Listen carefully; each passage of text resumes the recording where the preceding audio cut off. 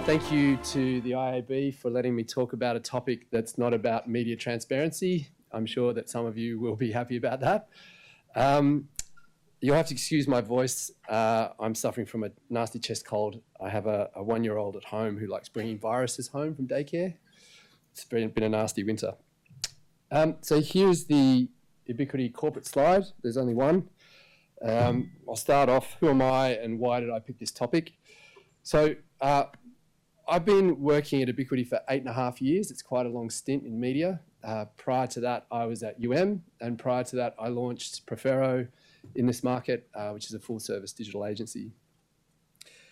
So throughout the last 2 decades, I've been trying to help advertisers feel more confident with their digital media investment. This session is going to focus on a topic that I think I've always found very important in order to achieve that outcome of marketers feeling more confident with their spend. But it doesn't seem to get a lot of airtime within the digital industry. Perhaps we have a lot of other issues we are trying to address instead.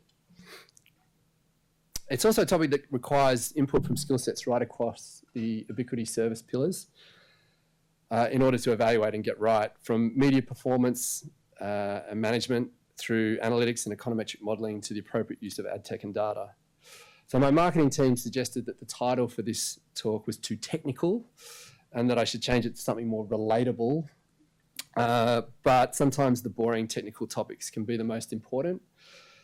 They also suggested that I needed to spice up the draft with more quotes and fun things. So in trying to come up with something pithy to intro the topic, this is about the best that I can manage. So Seth, measurement is fabulous unless you're busy measuring what's easy to measure as opposed to what's important. And so I think that we have a lot of things that we can measure easily in digital. Unfortunately, reach and frequency is not one of those things, and yet it is very important. But let me try and explain a little bit more about why I chose this topic and why I think it's important. So a lot of advertisers that we work with at Ebiquity are large brand advertisers with big traditional TV budgets. When it comes to online video, they're often employing a screen strategy where online video is used to add incremental reach to a video campaign. We're talking here about upper funnel awareness and brand building activity. We are not really talking about lower funnel conversion activity. So think big video campaigns. We're talking about good old-fashioned interruption advertising. Although there's a lot of talk about driving consumer engagement with campaigns and coming up with innovative ideas to generate resonance, what we're actually seeing come through on media strategies and plans for online video is just generally an extension of the TV strategy. Its focus is to deliver reach for video assets. It's pretty mainstream. But in many ways, online video is more complicated than TV. It has a range of different challenges which make implementation more complex and requires more thought in the planning.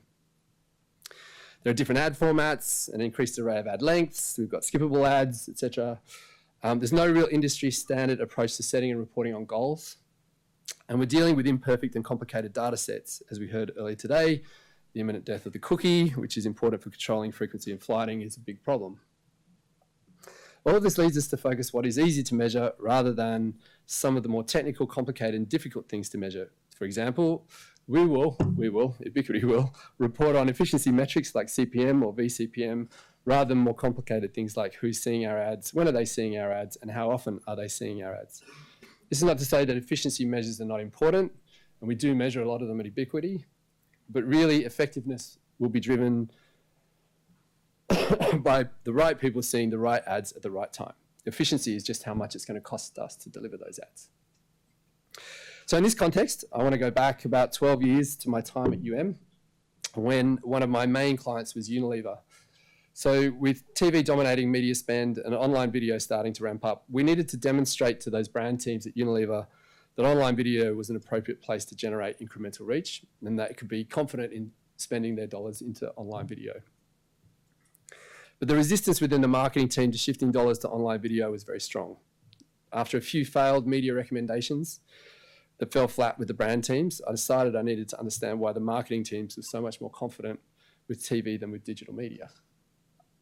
After making some inquiries, what came out was that they were more confident in the rigor and the thinking behind the TV planning. They were more confident that the goals that were set on the plan would deliver the business results. There seemed to be this very, very strong link between costs, TARPs, reach and frequency goals, and business outcomes. On media plans at the time, and still now, TV is generally planned in bursts, like this example, with TARP weeks by week, leading to specific burst goals. While online video is usually a low-weight continuity strategy, often with mixed-up ad formats and ad lengths running in no particular order. Sometimes you get a frequency cap set for the whole campaign period based on cookies. Sometimes you don't. So why do we have this difference? Why employ a different flighting strategy for TV? Why sequence the ad with delivery of 30 seconds up front, followed by shorter lengths after? Why not do the same for digital? Why burst the activity like this for TV? Why not do the same for digital? Usually the campaigns we see are using the same assets. They're trying to deliver the same awareness goals. It doesn't really make much sense, right? We've got different flighting strategies. So back then, 12 years ago, I made it a bit of a mission to understand this mainstream thinking so that I could better apply it to digital media, particularly online video, in the hope that we could leverage the thinking and help advertisers feel more confident in their media investment in online video, and so ultimately grow the media spend, the digital media spend. But to be honest, it's still a work in progress. But it's something we're regularly discussing with advertisers and agencies alike. So this brings me to kind of the core of the discussion today. Trying to answer this question, what is the optimal frequency for online video and what is the optimal flighting pattern? These are questions that are increasingly coming up for us at Ebiquity, both locally and globally, from advertisers and agencies alike. But unfortunately, they're not easy to answer these questions, partly for the reasons I discussed earlier. There's quite a lot of complexity in the market and what we're doing with online video. There's imperfect data that we have to deal with, which we'll talk about. But there's also not a lot of research. So what we'll do, though, is we'll do a bit of looking at the theory around frequency and flighting, and we'll look a little bit at what we're seeing with the campaigns that we see in our pool of advertisers, and we'll look at how the theory compares to actual. So optimal frequency and flighting issues have been big topics for advertisers for quite a long period of time. My marketing team didn't like this slide at all. There's a lot of research. Actually, I looked at Wikipedia, and if you go to Wikipedia and say, type in effective frequency, there's this really interesting research that was done in the late 80s where this guy said that the effective frequency is actually 20, and he lists out what happens at each one of the frequencies between 1 and 20, which this is late 1800s. It's quite cool, actually. So, suggest you have a look at that. Anyway, I was not going to go off piste. Right, there's a lot of research done in the 70s, 80s, and early 90s, and a lot of this thinking still influences media planning today. Byron Sharp, Peter Field, and Les Bonet more recently have built on these theories, and many of our clients say they are adopting a video strategy to deliver on the theories of Byron Sharp and Ehrenberg Bass, right? I'm sure you guys have heard all of this in market. So what does the theory actually tell us? So there are two main schools of thought. In the media strategies that we see, there are echoes of Krugman's 1965 theory of the optimal frequency being 3, plus or minus a bit, depending on things like how complicated the message is. Is it a simple announcement? Or is it trying to change perceptions or behaviors? And this kind of assumes a burst period of a month, right? So 3 plus or minus a bit. More recently being 1998, Efron asserted his recency theory, which suggests the optimal frequency was 1 per week for 52 weeks of the year.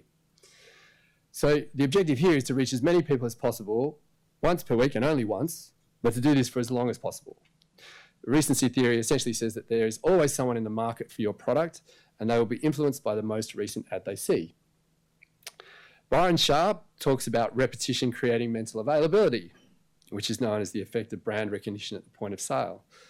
He also asserts that reaching light buyers is the best way to drive ROI, as light buyers represent a greater proportion of overall sales. This concept of reaching light buyers to drive effectiveness has been backed up by the research of Peter Field and Les Bonet, and is really why a lot of TV media strategic thinking is about driving light viewers to extend reach. Right? So weekly reach of everyone is generally what that theory is talking about. But all this is broadly about TV. What about online video specifically? Well, the research is much more limited. There's actually not a lot of research about effective frequency for online at all. I have to go back a long way and quote from 2008 to find a chart that shows that Dynamic Logic, this was bought out by Millward Brown by, I don't know who owns them now. Kantar, you guys, Kantar. Jeez, quoting Kantar's research back then. So it's talking about purchase intent, right? And it's basically saying that if you advertise display, purchase intent doesn't go down. People are quite happy to consume passively more display ads. But with forced view video, people hate it so much that you can start to get negative purchase intent. So we've known this for well over a decade. And it's intuitive. Everyone dislikes pre-roll. I mean, there was a joke made about it in the opening session. Particularly when the frequency level is excessive. So the same ad back-to-back or in every ad break, which is unfortunately still an issue. So more recently, there's been some research around optimal frequency levels coming from the big platforms, so Facebook and Google. But more often than not, this research is telling us at higher frequencies, they deliver higher ad recall or awareness. What we don't tend to understand is what the negative impacts of too much frequency might be from these research studies. So brand lift studies often don't tell you that you're getting negative brand impact. So it would seem from the theory, we need to aim for a campaign that delivers a frequency of 1 per week for as long as possible, which delivers maximum reach of the target audience in that week, to deliver light buys, but is really careful not to deliver too much frequency across the whole campaign, particularly for online video, which is susceptible to wear out and negative reactions. So another way to think about this might be to say that highly targeted high-frequency campaigns that are focused on the bullseye target group, which don't reach light buyers, have the potential to be very wasteful and potentially brand damaging. So what are the video campaigns we are seeing currently delivering for advertisers in our pool? In the Ebiquity pool, which consists of about 35 advertisers in the last 18 months, the average length of the campaign, I ran some numbers from 2019, the average length of a video campaign was 11 weeks long, continuous 11 weeks long. And the average weekly impression volume was 470,000. So it doesn't really sound like a whole lot. At that level, it's kind of the equivalent of one ad, say, in the project on channel 10 at 7 p.m. per week. Okay, if you think about weights in market, it's not a lot of weight of advertising in market per week. So this particular campaign, this is an actual example. They delivered 550,000 impressions per week, but when you factor in viewability and completion rates into the mix, you can see that on average we're delivering about 270,000, 280,000 completed and viewable impressions per week. Again, this is more like one spot in the Today Show on 9 per week. We're not talking about big volumes of impact per week. So what we typically see from campaigns of this nature, which are essentially low-weight continuity campaigns, is we tend to see that a lot of advertisers see the campaign once and then not at all after that. So as we saw before, you've got different ad formats doing different things. We're talking about across all those different ad formats, people only seeing the ad once across the campaign period. It seems that we're chasing reach at the expense of recency with these campaigns. But then for us, some media vendors within a campaign, we're actually seeing that there's heavy frequency problems at the top end. So in this example, we can see that a lot of unique browsers saw the campaign once or twice, but actually quite a few saw it 16 plus. And when you look at it, there's 23% greater than that magic number 7 of brand damaging potentially. But that's not the major problem. When you think about this based on impression volumes, what you can see that is actually it's more than 60% of the impressions are being delivered at that level. So when you think about it that way, that's 60% of our budget is potentially brand damaging or well, in that way, right? So this is potentially a major problem. So for the advertisers we're working with, we're seeing issues at both ends of the spectrum. We're seeing frequency that is too low and frequency that is too high, and goals that are set to deliver reach across the whole campaign period without thinking about any of the established theory. But even without the theory, it's pretty obvious that a reach of 1 over an 11-week period is easily forgettable. It would appear that for digital, we are assuming that the frequency caps we are setting will do the work of managing frequency and flighting for us, and that we don't really need to think much more about it than that. Let's not worry about when our ads are seen or in what order they're seen. Let's just chase reach. There's not a lot of media strategy in the strategy. But now I come to another issue, and that is the data we're even looking at accurate at all, and is it telling us the whole story? So as we heard before, we've got issues with cookies and their imminent demise. When frequency caps are basically based on cookies, both at the advertiser end and the publisher end, we've got some serious challenges. So we know that people delete their cookies. This creates cookie inflation, which is an excessive number of cookies that makes estimating actual reach very difficult, particularly over longer periods of time. And now with ITP from Apple and the daily deletion of third-party cookies, it's anyone's guess how many cookies there are per person on a weekly or monthly basis, let alone over an 11-week campaign period. So then there are also issues with in-app and connected devices where cookies don't work at all. So cookies have issues. And these are all exacerbated over longer time periods, making it very difficult to know to whom and when our ads will be delivered over the whole campaign period. For example, I'll just do this. It is highly likely that the campaign that delivers continuity over a number of weeks will actually deliver heavy streamers each week who delete or have their cookies deleted. It's a bit similar to buying TV campaign, which is 100% off-peak. You'll deliver lots of impressions to the same people who watch lots of daytime TV, but you'll be unlikely to deliver light viewers and achieve the reach levels required while maintaining frequency control.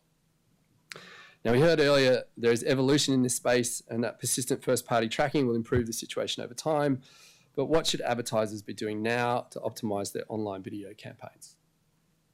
How can we manage the flighting and sequencing of our ad delivery while still managing frequency given the technical and reporting limitations? Or at least give it the best chance that we can. So we've summarized 3 takeaways, 3 actions in 3 broad takeaways. Think weekly, evaluate in bursts, and sequence rationally. So thinking weekly rather than for a whole campaign period will minimize the weakness of the cookie-based frequency management, which is the only option we have available to us currently. So set frequency caps at 1 per week. Pretty straightforward, really, but you'd be surprised how many don't. Review the frequency distribution report, like what I was showing before, for higher frequency vendors and challenge frequency cap implementation where you see spikes in the frequency distribution. Again, fairly straightforward, but I haven't seen any post-reporting analysis that looks at a frequency distribution report ever. Plan for maximum weekly reach for the most efficient tactics first. So we're talking about how do you get reach? You buy the cheapest stuff first. That's how we've been buying media forever. And then you buy the more expensive stuff to get more reach as you go. It's pretty straightforward, really. Consider putting impression goals by week on the plan. It sounds like hell for a media planner. And that's the kind of response I get when I suggest it. And probably would be quite difficult to implement, particularly for small weights of campaigns. But it's actually going to be the thing that will help control the weight and time of campaigns and help determine weekly scale.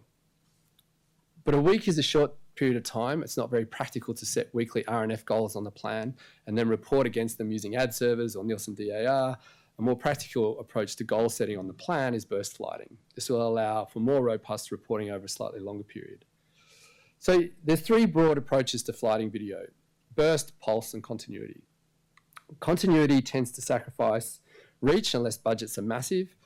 And with digital issues around tracking and reporting reach over time, this is not recommended. Pulsing, say 1 week on, 1 week off, has issues for digital in that it's hard to manage and each pulse comes around way too quickly to optimize between pulses.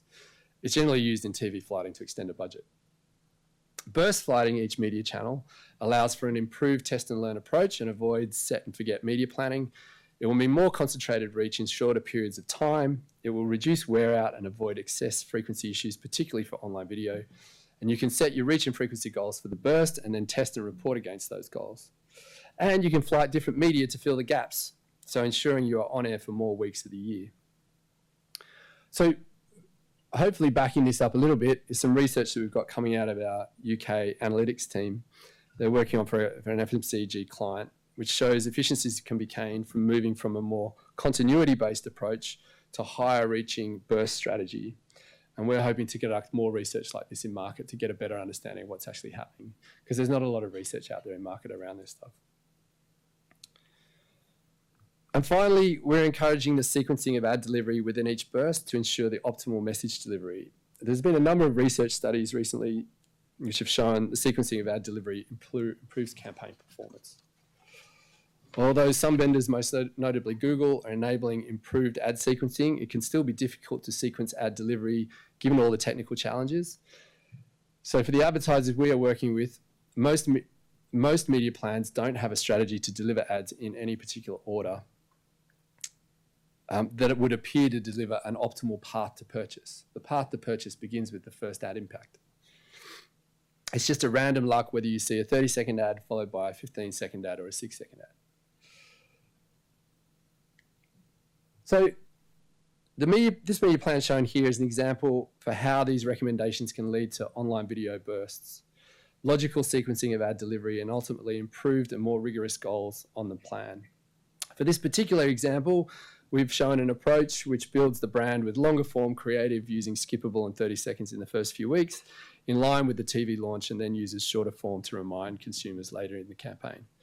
This is a fairly typical flighting strategy for FMCG, 2 weeks on, 2 weeks off, and could be designed for online video bursts in the TV gaps to deliver the continuity required by Efron, Sharp, Bass, etc., while still managing frequency and optimizing ad sequencing. Ad formats and ad lengths are clearly sequenced to avoid seeing a 6-second or 15-second ad and then immediately after a 30-second forced view. Given how much people don't like forced view, this seems to make sense. And impression volumes are estimated by week. This allows for the correct weight of impressions to be delivered for the correct ad format at the correct time, and also allows for more rigorous planned versus actual assessments to be made. Unfortunately, doing this manually rather than relying on the technology will require more work, but in order for the budgets to really increase for online video, the rigor around the implementation also needs to increase. So why is all this important? So TV audiences will likely continue to decline, and some research we did out of the UK, our tipping point research, points to a time not far off where TV may not be the #1 driver of brand campaigns. And we've seen today that that potentially is already starting to happen. At the moment, some studies are showing that online video is underperforming other channels at delivering short and long-term ROI. Other studies, like what we saw this morning, are showing that it's doing okay. Either way, I think we can all agree online video has some heavy lifting to do. And to gain the trust of the brand teams and the marketing directors that are signing off online video budgets, we need to make sure that rigor is there in the planning and reporting. Interruption advertising is still the dominant media approach. I'm not saying that's the right thing or the wrong thing, I'm just saying that's what we're seeing. And even though efficiency measures are important, and we do measure a lot of efficiency measures at Ebiquity, the most important thing is to whom, how, and when our ads are delivered. This is what will ultimately deliver the communication goals for our clients. Thank you, and I look forward to some really easy questions if there is time.